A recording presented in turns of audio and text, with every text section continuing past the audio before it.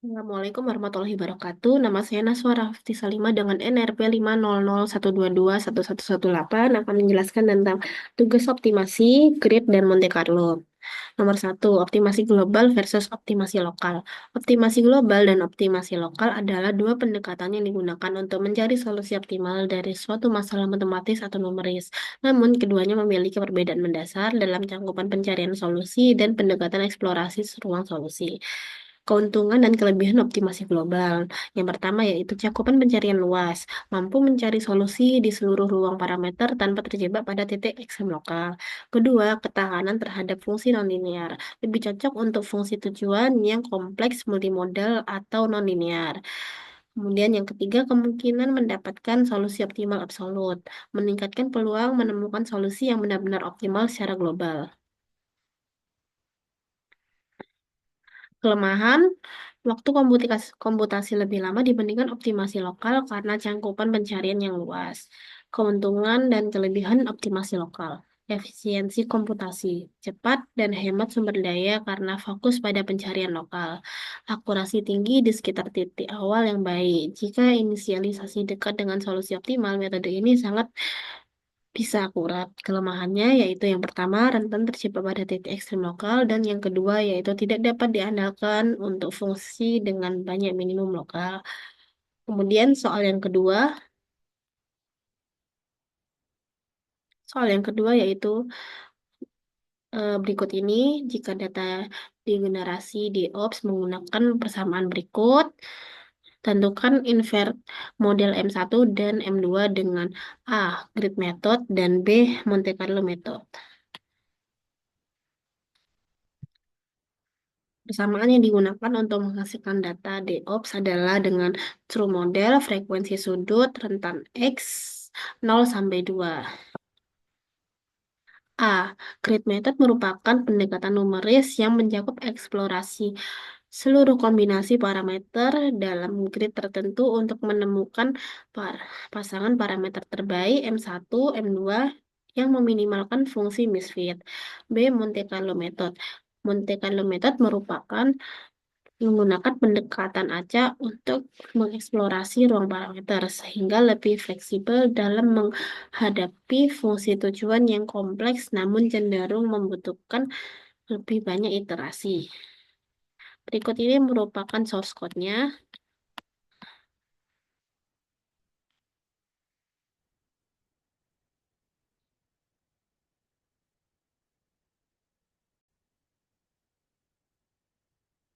Dan ini merupakan source code MATLAB-nya. Kemudian kita run dan menghasilkan grafik seperti berikut. Dan penjelasannya seperti ada di PDF.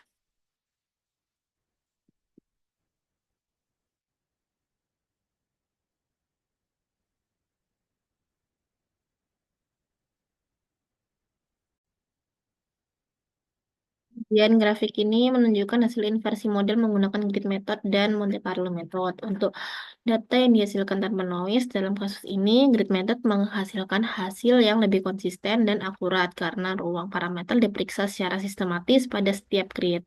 Kemudian Monte Carlo method menghasilkan hasil yang cukup mendekati tetapi memiliki variasi yang lebih besar dibandingkan grid method karena pendekatannya yang berbasis sampling acak.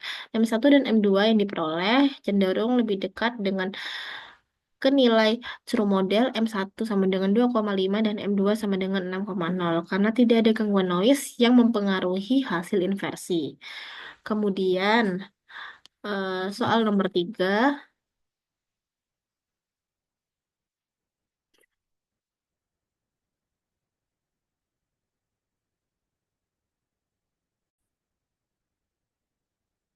Kemudian soal nomor 3, jika DEOPS nomor 2 diberikan noise menggunakan random number dari distribusi normal, tentukan estimasi model M1 dan M2 menggunakan grid method dan Monte Carlo method. Kemudian ini jawabannya. Inversi model dengan noise. Jika diberikan noise dengan distribusi normal, minnya 0, kemudian standar deviasinya 0,3, langkah ini akan dilakukan untuk melihat bagaimana noise mempengaruhi hasil estimasi parameter M1, M2 menggunakan kedua metode metode yang sama seperti pada tahap tanpa noise.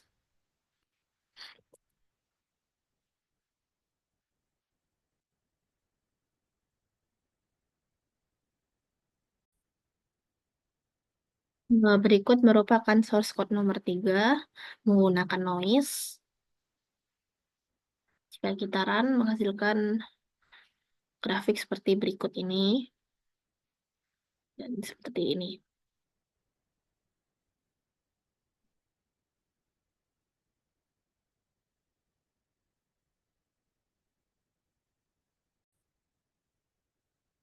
Berikut merupakan source code-nya, saya lampirkan di PDF, kemudian menghasilkan hasil grafik seperti berikut ini.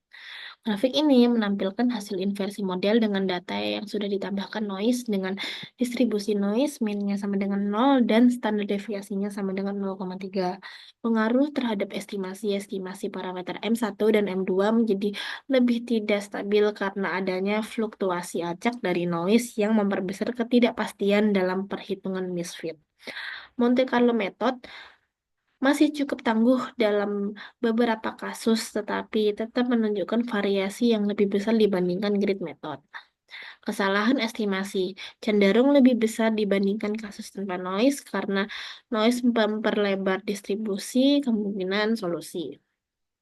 Kemudian nomor 4, pengaruh pemberian noise nomor 3 dibandingkan noise free nomor 2 terhadap hasil inversi M1 dan M2. Noise memiliki dampak signifikan terhadap akurasi dan stabilitas hasil mode inversi. Perbedaan utama antara hasil inversi tanpa noise nomor 2 dan dengan noise nomor 3 dapat dianalisis dari beberapa aspek. Yang pertama yaitu ketepatan parameter model M1 dan M2. Tanpa noise nomor 2, hasil inversi lebih tepat dan dekat dengan nilai true model, yaitu M1 sama dengan 2,5 dan M2 sama dengan 6,0. Ini karena tidak ada gangguan sinyal, sehingga fungsi misfit dapat dengan mudah menemukan solusi optimal. Dengan noise nomor 3, parameter model yang dihasilkan cenderung lebih menyimpang dari true model. Nilai M1 dan M2 mengalami pergeseran yang signifikan karena sinyal asli telah terdistorsi oleh noise. Yang kedua yaitu penyebaran solusi,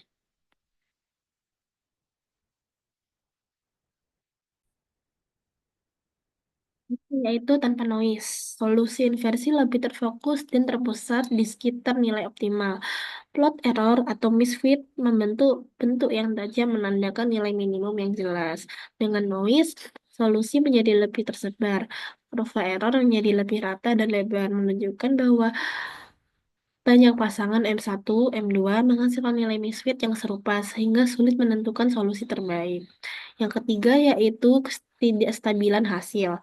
Dengan grid method lebih stabil meskipun ada noise karena setiap titik grid dievaluasi secara sistematis namun tetap mengalami degradasi akurasi. Kemudian Monte Carlo Method jauh lebih terpengaruh noise karena pendekatannya berbasis sampling acak yang membuatnya lebih rentan terhadap fluktuasi data. Yang keempat yaitu resiko terjebak di solusi lokal tanpa noise. Kemungkinan untuk terjebak di minimum lokal lebih rendah karena sinyal lebih jelas. Kemudian dengan noise, fungsi misfit menjadi lebih kompleks dengan banyak titik lokal minimum akibat fluktuasi noise, meningkatkan resiko solusi terperangkap di minimum lokal yang salah. Kemudian yang kelima yaitu pengaruh terhadap ketelitian dan presisi. Tanpa noise, tingkat ketelitian tinggi dengan hasil yang sangat dekat dengan nilai sebenarnya. Kemudian dengan noise, ketelitian menurun secara drastis dan presisi hasil model bergantung pada tingkat noise yang diterapkan.